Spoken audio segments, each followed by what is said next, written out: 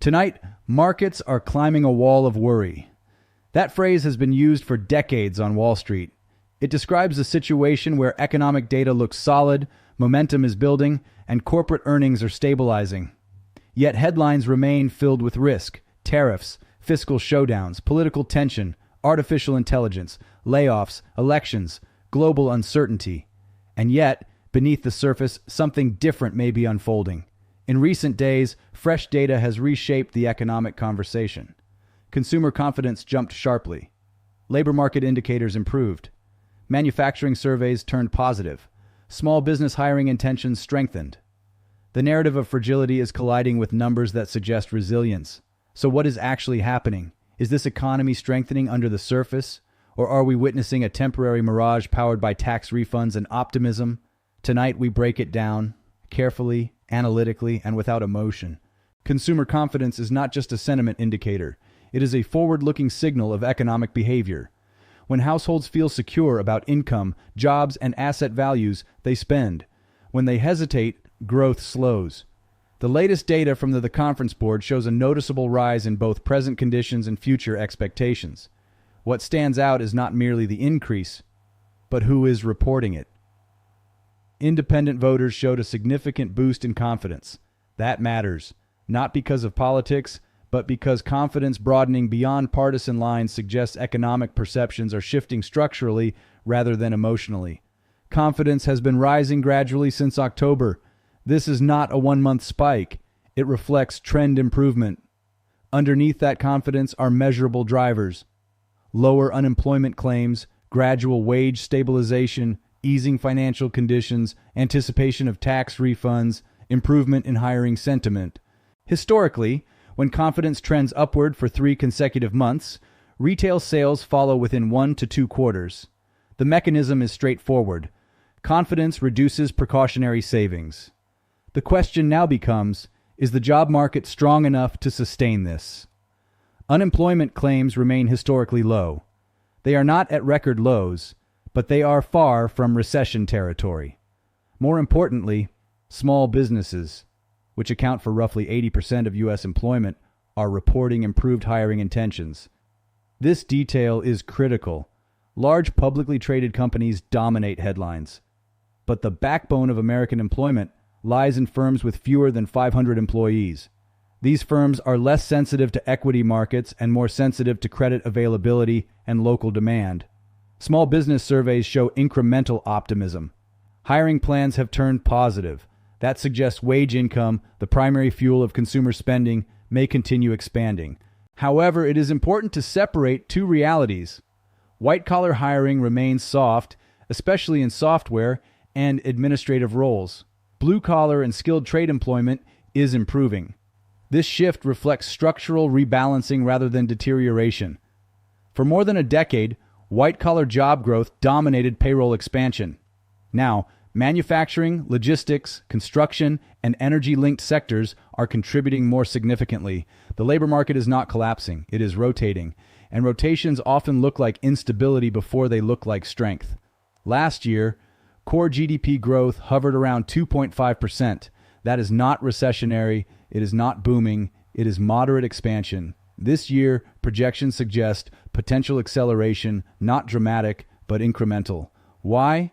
Because monetary policy works with lags. The Federal Reserve began easing financial pressure months ago.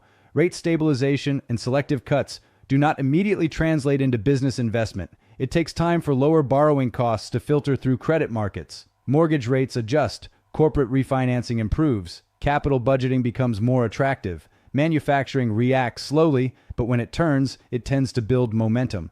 Financial conditions indexes show easing compared to peak tightening. Liquidity is not abundant, but it is no longer contracting. That difference matters. For years, economists described the post-pandemic recovery as K-shaped. Higher-income households accumulated assets. Lower-income households faced inflation pressure. Asset owners prospered. Wage earners struggled. That bifurcation created political and economic tension. But 2026 may mark a narrowing of that divergence. Non-investor consumer confidence has improved. Blue-collar wages have stabilized. Energy prices are no longer surging. Inflation, while not eliminated, has moderated. If wage growth outpaces inflation for multiple quarters, real purchasing power improves. That reduces the K-shape. The data suggests that improvement is beginning, though cautiously. The disappearance of the K-shaped narrative would mark a structural shift. However, sustainability depends on employment durability. And that leads us to manufacturing.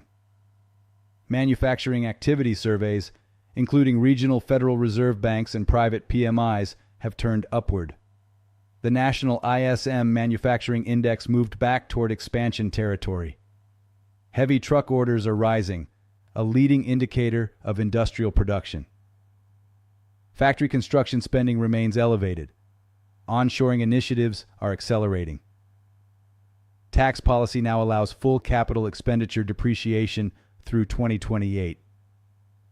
That means firms can immediately deduct factory construction costs. That incentive dramatically alters capital allocation decisions. Capital expenditure tends to respond strongly to tax incentives combined with stable rates. This is not merely cyclical recovery. There is a secular component. Since 2010, manufacturing employment has gradually rebuilt after decades of decline. Supply chain vulnerabilities exposed during global disruptions accelerated reshoring trends. Announcements of domestic production expansion, including technology manufacturing, will reinforce that trajectory. When firms build physical plants, they commit long-term. That is not speculative behavior. It is strategic. Manufacturing investment has a multiplier effect. Construction jobs, equipment suppliers, logistics networks, regional service economies, it ripples outward. But it also requires labor adaptation, which brings us to artificial intelligence. Artificial intelligence dominates corporate earnings calls. The fear.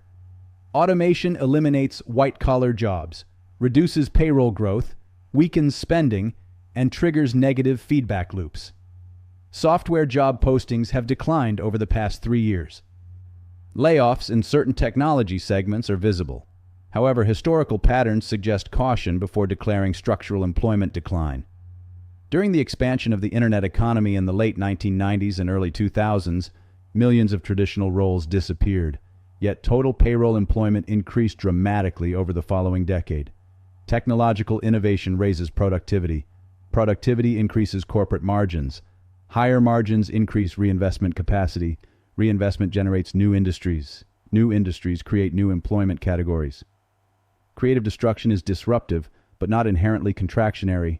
AI may eliminate repetitive tasks, but it may simultaneously expand demand for data infrastructure, cybersecurity, advanced manufacturing, energy grid upgrades, semiconductor production, automation, maintenance, robotics engineering. White-collar contraction in narrow segments does not equal broad labor collapse.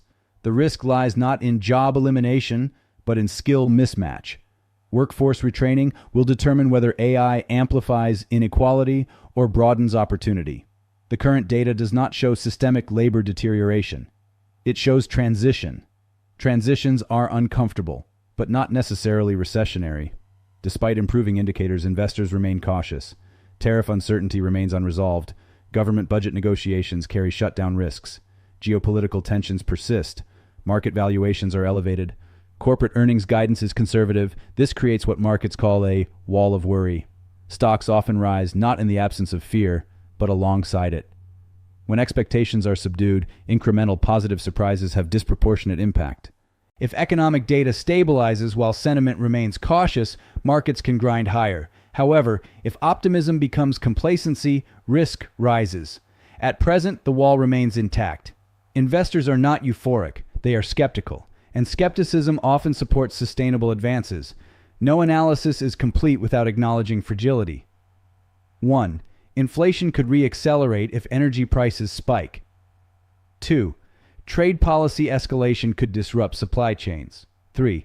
Fiscal deficits remain large.